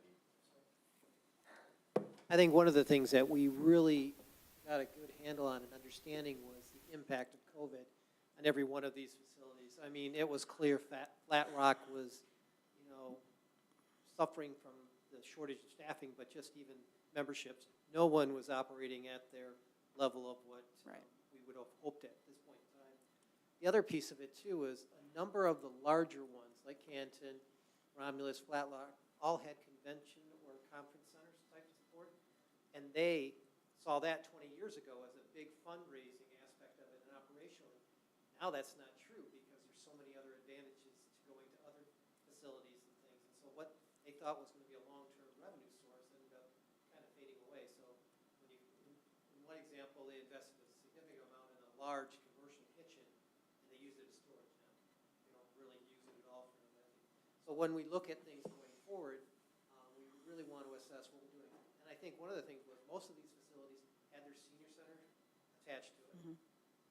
They also were looking at trying to consolidate other functions and things in there. They were all doing studies and assessing it and looking at what they could do differently now because things have changed since 20 years ago. I mean, we're still kind of operating on the same footprint that we had 30 years ago and have made some changes, but significantly there's just differences. You saw in one example the use of AV and video interactions for kids to be able to want to participate, like the dance software and some of that, which those could be very cheap implementations to bring more activities in for kids that we can do and hopefully be able to increase our membership. But the only other one that is interesting as you look around here, there's a lot of communities that are looking at building huge new facilities. Lenawee County is building a brand new one in Tecumseh that's planned. Sylvania is doing a large one, not associated with the Jewish Center in Sylvania. So we see a lot of competition, and there's not a demand that's going away for these. It's just how do we bring more people into it? And I think for us, it really is developing it as a community center and going that route. Yeah, I think that's an excellent point. If I can summarize, I think to a point that I mentioned earlier and was referenced during the presentation, the short-term goal is to bring membership numbers back to where they were pre-pandemic. That is first and foremost. And each one of us should be doing our part to promote the facility to make sure that our community members realize that it is a safe and comfortable and accessible place to congregate, to work out in, and to interact and engage with your friends and community members. If we don't get those membership numbers up by the end of this calendar year, we're going to have to consider some subsequent action.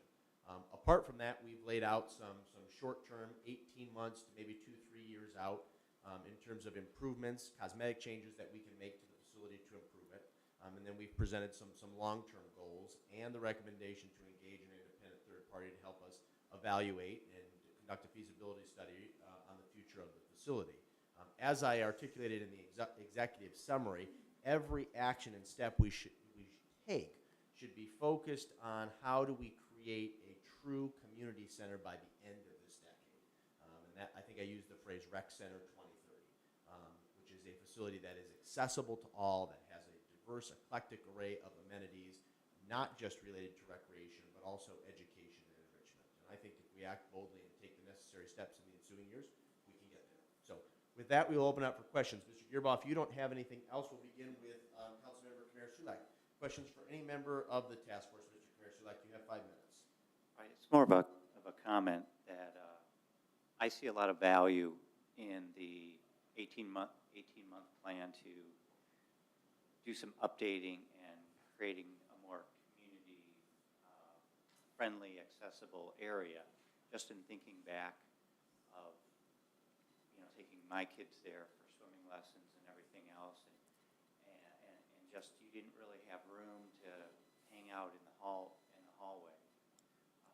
And many other ideas I see have been vetted out and sound attractive to me, and I'm sure a lot of other people, but it's all about getting the people to get memberships. Is there any reason why we don't have more people from like the industrial parks or businesses that work out at the rec center or use it, or is that something that you track? Yeah, we do track that. We do offer like a discounted rate for group memberships and things like that. In our heyday, we had 100 McNaughton and Gunn employees that were members, because McNaughton and Gunn would pay for their employees to have a membership. I can go on and on about a lot of the different companies. In 2008, it all just kind of slid away. I mean, they went from three shifts to one shift. They lost employees, so there weren't employees to have memberships. Ford, when they were here, we had over 120 Ford employees. We've recruited, we've gone to Faurecia to offer, hey, here's the rec center, let's advertise it. If you, get all your employees together, we'll offer you a discount. They're just, a lot of employees in our industrial park are not from Saline. They're coming from Jackson, from Farmington, from Toledo, and it's, we don't have a lot of our. Doesn't make no sense for them. We don't have a lot of our local people working local. And if I may, when the facility was inaugurated in the early 1990s, you didn't have the type of competition in the Correct. market or in the broader greater Saline community, Washtenaw County, that you do Right. today in 2022. Right. Yeah, and a large number of our members at that point were Saline Community Hospital. They offered like an employee discount. They would pay for half of the membership, and so a lot of people jumped on board, and a lot of those people that worked at the hospital were local. So we had a lot of families from Saline that worked local, that would play local. So. Maybe the Health Improvement Task Force will help out in the near future with that. But, yep, oh, I'm sure. So does everybody remember Snap Fitness? Mm-hmm. Now, one of the things that I liked about them is, you could go in there 24 hours anytime. Now, I know that's completely different business model and accessibility than the rec center. But have you given that any kind of thought to that, to people that just, I don't know if there's any way, shape, or form, to just go there to work out, maybe not 24 hours, but extended hours? With the pool facility in our building, there's no way to, I would never leave that facility unmonitored, where people can come and go. We're not designed or set up that way, so. Just something that's been kicking around in my head. Yeah. I think there's a lot of good information here. I'm glad we have the resources that we do. Camp Township, the dedicated workers, I think putting our heads together, that I'm really hopeful that we can figure this out and keep it going. I agree. Councilmember Dillon, you have 5 minutes. Thank you. I do have a couple of questions. So as we talk about, this vision of the 2030 rec center, does the rec center property actually have a footprint that could sustain this increase in size? I mean, because to grow, your building, you're going to lose something. Are you going to lose a field? Are you going to lose parking? How do you shift that? Because I just trying to figure that piece of it out of, with the get is a give. And trying to figure out, okay, is it an inside thing or is it an outside piece that you're missing. And so I want to be very thoughtful about what that is, because you don't have a huge campus. I mean, you have utilized all of that property to the benefit of a lot of activities. So something would have to give somewhere in order to do that, unless you were to just go straight up in the building. Yeah, I would have to say that, number one, the feasibility study can also help us with answering those questions. But as Greg alluded, you know, trends in recreation have changed from, 30 years ago to where we are. I think we've done a pretty decent job of kind of staying up with those, like fitness trends and things like that. But, we do have to look at everything. Right now, I can tell you softball, we used to have 60 teams, playing every single night of the week, and now we're running 2 nights a week. Softball in Ann Arbor, we had 600 teams. When I was young, there's 600 teams of fast pitch and slow pitch and you name it. And now, I mean, they barely have 100. So, things are trending. So I would imagine that feasibility could kind of help us target some of those spaces and areas. We do sit on a 40-acre park, so we do have quite a lot of space within that 40 acres. And I do like the idea that we're talking more community center and more of a holistic approach than just a recreation center. And with that, I'll say that, it's my understanding right now that the county is looking at building a community center in Ypsi. And I know that's been on their radar for forever, and it's finally, there's some dollars available through some funding sources. So I know they're looking at that, and I guess my comment is, I just feel like we need to really start putting more pressure on the county as to have some ownership in our facility. It's not it's the Celine Rec Center in name only. It's not used by strictly Celine residents. And in this area, there isn't another county facility that, that it's compared to. And so I think that the county should, in my opinion, have some kind of ownership into this, and that we really should be really pushing on them to make an investment into the facility that we have and how to grow it. Because right now, I mean, the one thing that I'll say on this is we keep talking about we need to increase our membership and such. And that's only going to get you so far up in dollars. If we're talking about general fund support and such, I mean, there's only so much that we can put on the wallets of residents here. Like I said, in my opinion, it's a community resource. And so I really think we have to look bigger picture. And I look at some of the other communities that have done millages, and it's not just for a complex. It's to enhance all of the parks. It's to add amenities, skate parks, outdoor water facilities, whatever the case may be. And so I'm hoping that, whatever study is done can look at that process also and sort of look bigger picture, because I don't see a millage for the rec center. I think that it has to be a much bigger thing. And then the other thing I'm wondering about too is that, how are you going to separate yourself from all of the gyms that pop up, the new swim schools that pop up? You're always going to be losing people to that, even as you're going to have people falling off to those other amenities.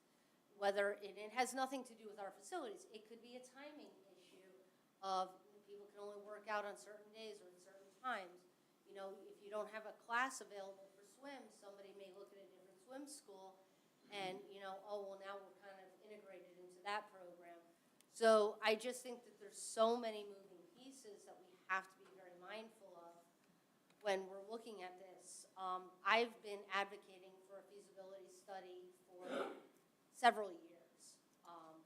And so I'm glad to see that's kind of percolated to the top of the pile now. But what I do have a concern about is you're talking about a feasibility feasibility study, and then 6 to 9 months to get results and stuff. So we're talking minimum of a year before any of that information even comes to us to even think about making a plan. And in the meantime, how are we gonna keep supporting the rec center? I mean, we're putting a lot of money in now that we were able to do using ARPA dollars. I mean, those are gonna go away. And so I'm very concerned about how that funding source is gonna continue until we can find a sustainability model for it. So, I mean, I'm very grateful that you spent this year to do this. And I think that you did bring a lot of issues to light, but I think that we still have a really long way to go, and trying to figure out how to fund that timeframe is gonna be really crucial. To an earlier point, I think that this next 6 to 8 months is critical in terms of building a stable membership at the rec center, one that mirrors what we had in late 2019, 2020, which I think was put our city and rec center more specifically on a really good trajectory of not only being well used by a diverse array of residents and community stakeholders, but also allowed us to develop a sizable fund balance, which also assisted us in getting over this devastating period when the facility was shuttered. So as I articulated earlier, if we, by the end of this calendar year, beginning of 2023, if we don't have membership numbers that mirror what they were in early 2020, we will, as a body, have to consider additional action. In the meantime, obviously, as a member of the task force, I'm strongly in support of a feasibility study. I think we could work to expedite an RFP. If there's a way to reduce that timeline in terms of an outside third-party gathering information and making a formal recommendation to City Council, we will certainly do that. We want them to be thorough, but at the same time, to your point, we want them to move as quickly as possible so that we can use that data in constructive ways. We have passed the 5-minute mark, so I'm going to transition to Mr. Seo. You have 5 minutes if you have some questions for Director Scruggs or any member of the task force. There's two things I'd like to talk about. First of all is this feasibility study. Does that go to the old saying that no man is a prophet in his own land? I mean, how many ways can we look at this and come up with different answers than what you folks have already come up with? What would the feasibility study bring? You know, Greg, could you maybe talk about, because Canton did a feasibility study, and, you know, we were able to look at their study and some of the results that happened, but maybe you can kind of shed some light on that. And Greg, if you wouldn't mind, give council and the community a little bit of background on the evaluation you did on various firms and why you zeroed in on the entity used, who I believe is out of Maine, who works nationally with recreational facilities. Yep, so what we did, I believe you spoke on the community centers that had banquet centers that we find no longer profitable, and we have a banquet center in our community center that used to earn well over $100,000 a year, and we're down to like $30,000 a year, so it doesn't even pay for the maintenance of that area at this point. So we're trying to find how can we better utilize that space, and we have lots of different ideas of how we can utilize that space. But the reason we did an RFP is to find out what would be the best use of this space to meet the community needs. And we came up with a plan that none of us internally had come up with, and ideas that none of us internally had come up with. And it was through the process of engaging the community and then using their professional expertise in the industry and pulling ideas from this works over here, this works over here, presenting those to internal staff as well as the community and saying, do you like this idea? Do you like this idea? Do you like that idea? And then engaging with all of the different stakeholders to come up with a plan that worked well for us. It wasn't a cookie cutter that fit anywhere else, and it took some of our ideas, but massaged them in a different way into a plan that I would have never come up with. So really, the plan we have now was well worth every penny that we came up with, and maximizes the space that we have. So that was one of your concerns, was in terms of do you have enough space? The plan that we had does not change our space at all, which, you know, was one of our driving factors that we had in our RFP, is we didn't want to expand our space because we knew we had this banquet area, but it completely reimagines everything in a way that we would have never come up with. We were just thinking, we'll take this area, convert it into this type of idea, but it completely changes the flow of the entire building. And so, and the reason we went with this group, we did do an RFP and got probably 10 different responses, interviewed everybody in this firm. They're actually out of Colorado. That's all right. I don't know. Every time you talked about them, you had green in the name, but every time you had green leaf, green. No, green play is right. You had green leaf, green this, green that. You could never get green play till tonight. Now they've changed their name though, because they got bought out. So now it'll take another while. But they really brought a diverse experience from around the country. They have, you know, folks that have worked all over the country, and they flew people in to really work with us, understand. They first met with our staff to understand kind of what our challenges were, what our unique needs were, and then did different community meetings. And like I said, the biggest piece was trying to reach those folks that we're not reaching, because we know what we think we want. We can talk to our members all day to find out what they want, but the biggest piece is talking to those people that aren't coming to the Celine Rec Center and finding out why they aren't coming, and how do we get them into the Celine Rec Center. Second comment I'd like to make is that, as many of you know, I worked with the radio system in Washington County after retiring from Saline. We recognized the need early on for a more robust radio system in the county. We also faced a lack of resources to do so. Faced with those realities, we finally said, we're back against the wall. The only thing we can do is go for a millage to support this obvious need. And if we can't convince the community who would pay that millage that it's important enough to have that millage to support the radio system, and I guess we're not going to have the radio system. Maybe we're at that same juncture with the rec center. You know, I mean, we've got all these competing needs for financial resources now within the city. We just heard a whole litany of things that could be done at the Rentschler Farm and at the depot, and, you know, probably the Weber Bless School and so on. There's the sewer system, the water system, the road system, the sidewalks. Everything costs money.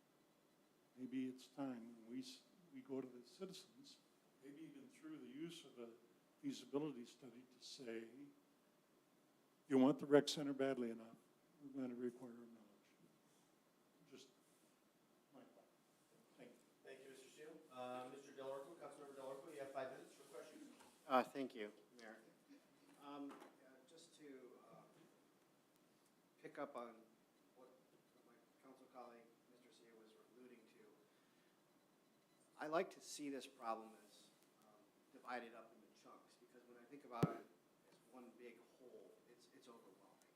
And when I think about the millage, I think about the millage going to the public for support of the expansion efforts. Anything that would involve expanding the footprint of the rec center would require public support. I just don't think it's within our capacity in our population density with our general fund to uniformly subsidize those efforts. When we think about some of these larger rec center facilities, we just heard that they're only able to generate 25.9% of their income, but their general budgets are general fund budgets are made up of population densities much larger than ours. I don't know, what are you up to now, over 100,000 people there? Yeah, so that's apples and oranges when you're talking about, Livonia's probably the same, 10,000 people in the city of Saline. Now, I know we're opened up to the broader school district area. I don't know what those numbers are specifically, but that's one of the benefits that I see to the feasibility study is it can look at our community uniquely as it exists with our population density and our numbers and come up with some ideas. But in the short term, what brings people to the facility is amenities, amenities, amenities. And we can't add too substantially to what we already have without expanding our footprint. So the ways in which we can accomplish that are to add what was mentioned, health and wellness options. I think it's a great idea to merge our senior center with the rec center in some capacity. I also think it's an amazing idea to bring on the service of having a physical therapist on staff that can work with our senior citizen population and work with sports injuries, and then we can collect revenue stream from insurance companies, Medicare, Medicaid. That's one way in which we can generate some short-term revenue as we contemplate what we're going to do long-term with these other options. And the quandary that we face is in order to accomplish our short-term goal, which is to bring back the numbers we had pre-pandemic, is predicated on the faith that we can get staff levels to support that. Until we are able to restore those hours and restore that same level of service in terms of offerings, classes, and pool hours, it's a stalemate. So whatever aggressive tactics we can come up with to attract staff to maximize our ability to generate revenue streams is going to be important. And we heard Canton has opted for a much more aggressive approach in terms of hourly rates and pay for these employees. I know that it still hasn't solved the problem completely for them, but I hazard to guess that it's enabled them to at least restore some level of services to what they're offering their memberships. If you want those members back, you've got to give them the services they had before the pandemic. I think that's, that point is well taken, Councilmember Delorco. Director Scruggs, so for the public's benefit and for council, you want to talk about where we are today, essentially May 1st, 2022, with hours and amenities at the rec center. We're not to pre-pandemic levels, but we're certainly better than we were 6 months ago and certainly better off than we were a year ago. Right. So our hours of operation have virtually restored to pre-pandemic numbers, or to the hours. We are only open until 9 o'clock, Monday through Friday. Before we were open until 10, but as a staff, we evaluated and we looked at our, check-in numbers and whatnot, and decided that 9 o'clock really, between 9 and 10, we didn't have a lot of users. So talked about this in our discussion groups with other facilities, and everyone had that same feeling that they weren't going to be open as long as, or as late as they were before. We really haven't had much pushback, people, saying, hey, why aren't you open later than 9? So that really, I think that's a good, wise move right now. Our weekend hours, Saturday is normal, 6 to 6, and then Sunday we've altered our hours. We tried opening 6 a.m. until 10 or 11, and we just weren't getting a lot of people, so we moved it from 10 to 4, so 10 a.m. until 4 on Sunday, and we tripled, we're just getting a lot more people coming in. Just was a better time, like, after church, people can sleep in a little bit, and, we get the afternoon users. We, as a staff, kind of looked at that for our summer when we were preparing our summer brochure a few months ago, and we decided to keep the hours at like that for, at least for the time being. So essentially, we're at 98% of our hours of what we were pre-pandemic. Membership. Not so much membership, but I think for Mr. Delorco's benefit and for others. You want to talk about Kids Corner, where we're Okay, at? yeah, I'm sorry. Hours of operations there. Sure. For that service, the pool. Right. And then what is our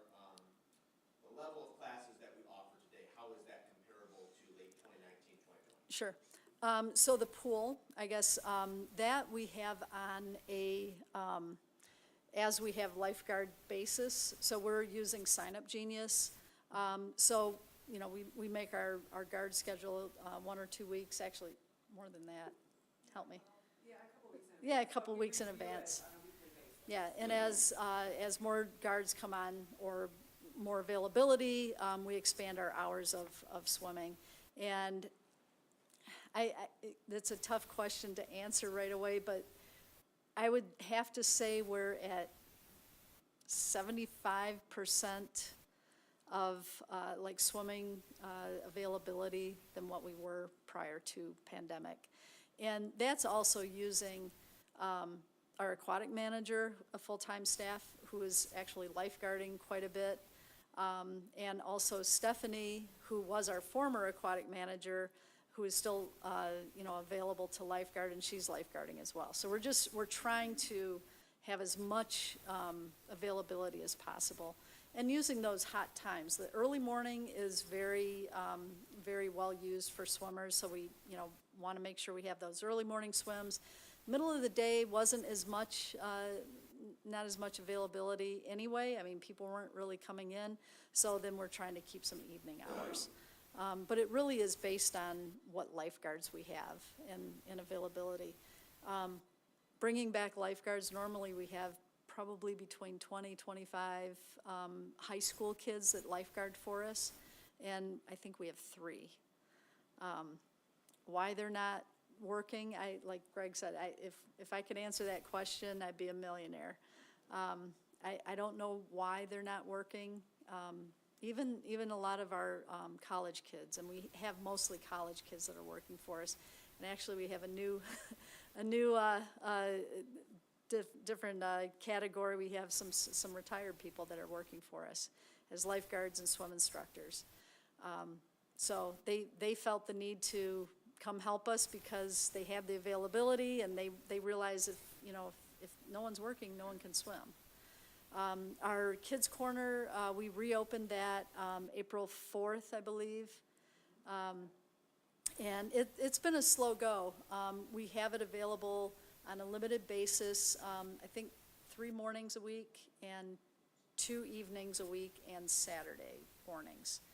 And it's been not used as I thought they would just come right back, and it hasn't been used as much as what we thought it would be.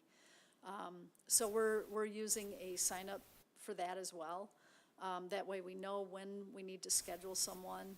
We have availability of workers. That actually has been pretty good at bringing those people back, but we just don't have the kids for them to watch. So. And what about classes? Classes, with the exception of swim lessons. Swim lessons is our struggle. Obviously, we have to have swim instructors in order to offer those classes. We're down probably more than 75% from where we should be at this time. Fortunately, we've been interviewing and hiring recently. We just hired 2 swim instructors last week. We interviewed 1 today right before we came over here.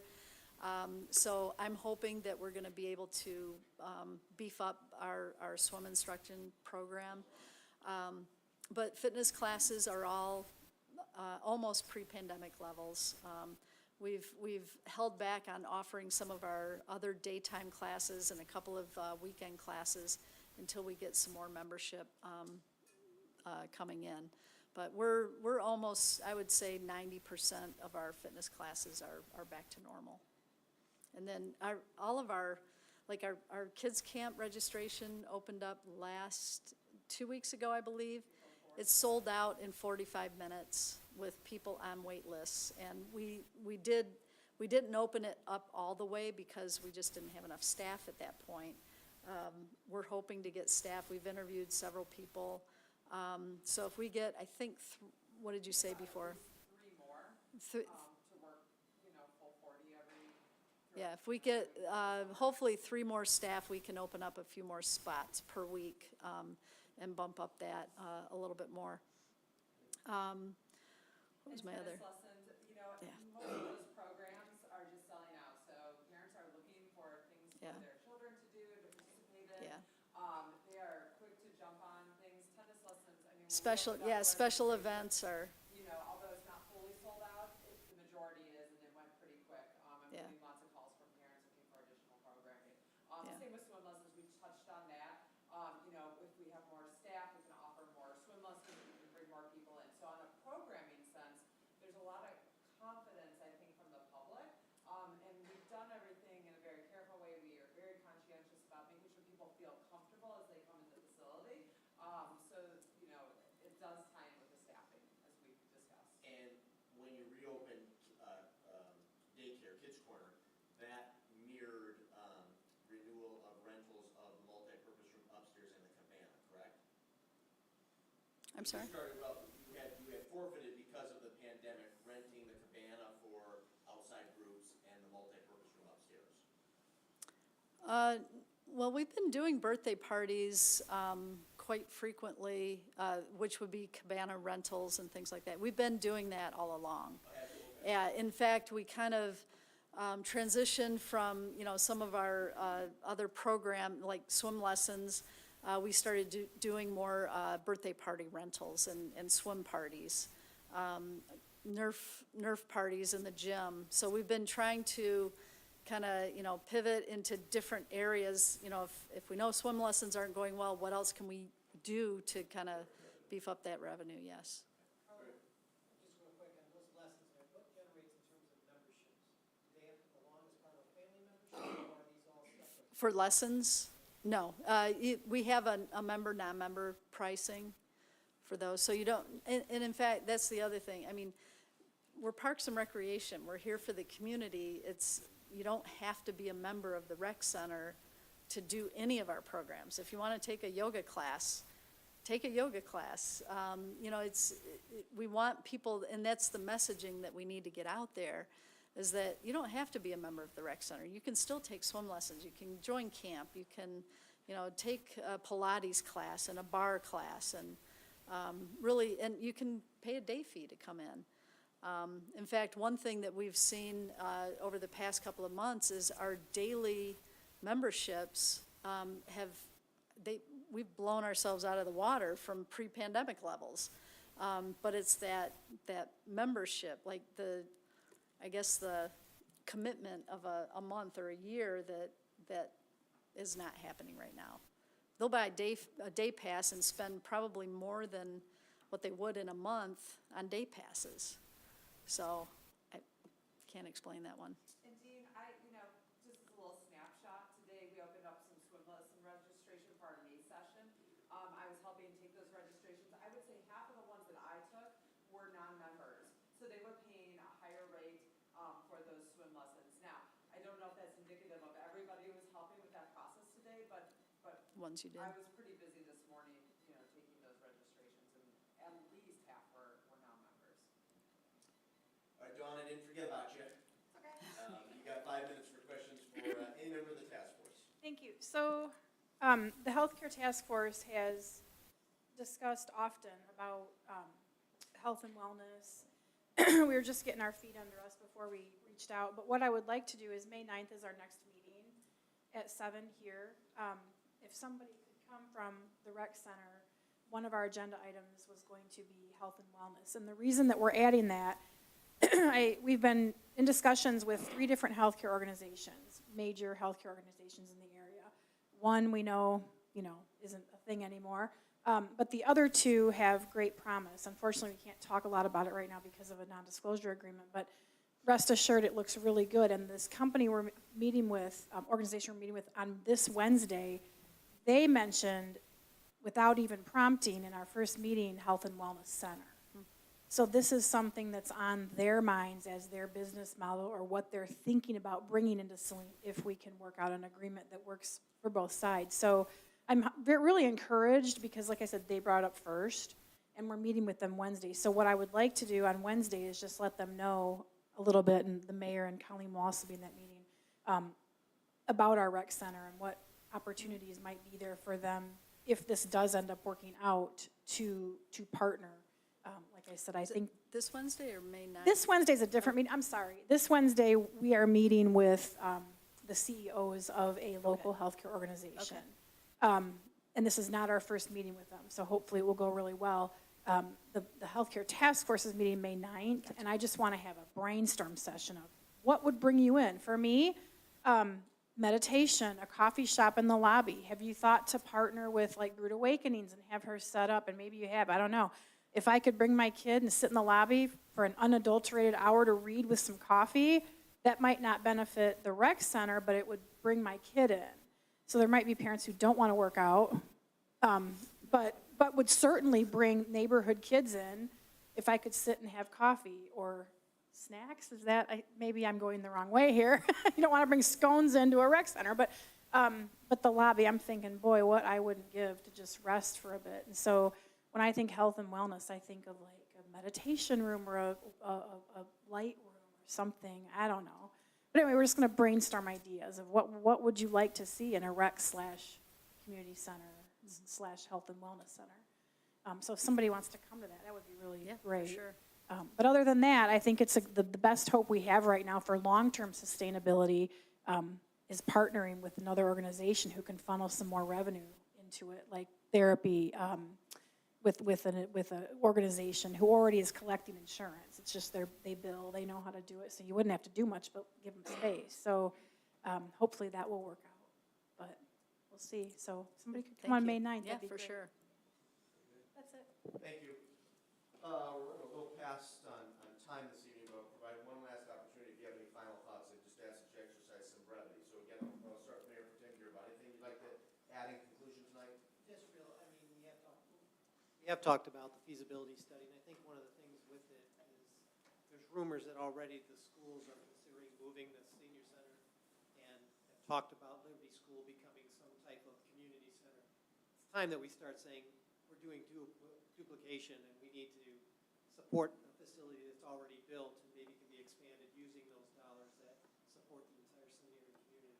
So I think with this feasibility study, we need to start communications with the schools in terms of, let's talk about what is really going on and not necessarily be in a vacuum, each of our own areas doing that. And then the other thing, when we look at memberships and whatever, that is really starting to market that idea. If you're mentioning that people are coming more so than paying their daily fees than doing a monthly fee, looking at our structure and how we actually do that, people might get an idea to sign up and then be able to cancel, not penalize them or whatever, and figuring out a different way to accommodate for that, because it sounds like there clearly is a different approach in how people are looking at spending their dollars every day, and now that's the thing that with inflation and all that, how do we figure out better marketing things? Mm-hmm. Mayor Sule, anything you'd like to add? I know we've talked about increasing the wages, especially for aquatics, and all these programs that we don't have enough staff to cover. What was the results of that? Do we know anything, or is that something that the feasibility study would help us with, as far as hypothetically, how much more would we have to pay to have the staff there necessary for these swim lessons, for these programs that are in high demand and flying off the shelf? I don't think the feasibility study would tell us that, but I can tell you our market, I can tell you exactly what Ann Arbor is paying, what Canton's paying, what everyone else is paying for lifeguards, front desk workers, kids corner, kids camp counselors. We have all of that. We're very connected with every other facility around here. And right, but what if we were to pay more, and the benefit would be, X number of more swim classes and other programs? I don't know how much each of those bring in, but if you were to, pay a couple dollars more an hour, just as an example, maybe, how much more would that, bring in? Might have to kind of overpay or just pay above what's market around here, so that we can satisfy the demand that we have. I don't know if they have the same demand in the same areas as we do, but right. I think Yeah. would be worth exploring if you haven't already. Right. Well, and one thing we did when we bumped our wages up, 5 months ago, 6 months ago, which was a recommendation, yeah. We went back through all of our programs, like anything that we were offering, and, you know, increased our fees so that we could accommodate for that.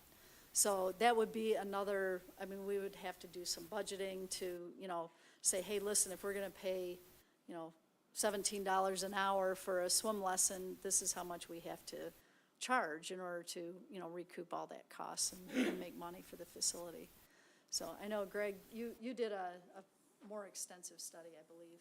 Yeah, just as a comment on that, one of the things that typically happens in our industry, like Carla talked about, is just looking at what is Ann Arbor paying, what is Canton paying, those sorts of things. What we really focused on is looking at what's going on in our town. And so I would recommend, you know, if you're gonna do a study, is don't look at what we're paying in Canton. Look at, you know, the kids in Celine aren't looking at, well, if I'm gonna be a lifeguard, I'm gonna be a lifeguard in Ann Arbor or Canton. They're thinking about, am I gonna work at Wendy's, am I gonna work at Dairy Queen, or am I gonna work at the rec center? So you gotta look at, you know, where are they gonna get a job around town here? Because they're gonna drive their car, ride their bike in that little circle. So that's where you know, that's where we looked. Who are we really competing against? So just something to keep in mind too. Said that more eloquently than what I was getting at. Okay. You know, I have noticed that, that high school students are moving around, like where they're working, like where they can get the hours, and where they enjoy working. So maybe that would be worth, you know, the cost-benefit analysis. That's all I got. Very good. Thank you. Councilmember Dillon, any final thoughts? Just one question quickly. We talked about membership numbers, but what we didn't talk about were membership rates. During this past year, have you done any, you know, exploration of comparables and, you know, set increases and sort of, okay, if we don't have the numbers but we raise the rates, can we find that balance that way versus just raising the number of members and holding steady at a rate? Right, and as you might recall, January 1st, we had a rate increase that was a recommendation from this task force. And then it's also recommended every January, at least for the next 5 years, a 1.5% increase across the board for our memberships. So that we ran the numbers to try to figure out, you know, what that would mean for us and whatnot. However, in the meantime, inflation of paper goods and staffing and everything else has increased substantially more than what, you know, when we were working on that. So it might be worthy of another look to see where we're at. I think it would be worthy of another look at this juncture, and I think this council and staff ought to have a conversation in the third or fourth quarter of 2022 about possibly raising our rates in 2023 more Yeah. than 1.5%.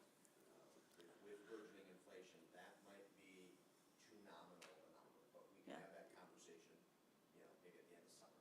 Sure. No. Thank you. Mr. Seal? Just want to say, Paul, Greg, and all the rest of you who are involved in this effort, thank you very much for the work you've done. Thank you, Mr. Seal. Mr. Del Orco? I have nothing further. Okay, Councilmember Kraus? No, thanks. Very good. Carla, thank you. Greg, Paul, Sunshine, Dean, Colleen, appreciate it very much. And Chris Wingate as well. Yes. Yeah, okay. Thank you. All right. Well, unless there's anything further to be brought up this evening, the chair would be delighted to entertain a motion to adjourn this work meeting at 8:21 p.m., noting that these issues will be addressed again in the future, likely as discussion items at an upcoming city council meeting.